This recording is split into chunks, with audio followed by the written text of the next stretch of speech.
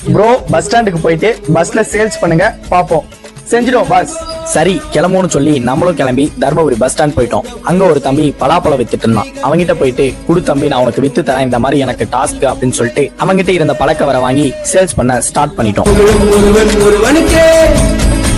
நீ நதி போல ஓடிக்கொண்டிரு, எந்த வேர்வைக்கும் வெற்றிகள் வேர்வைக்குமே, உன்னை உள்ளத்தில் உள்வைக்குமே.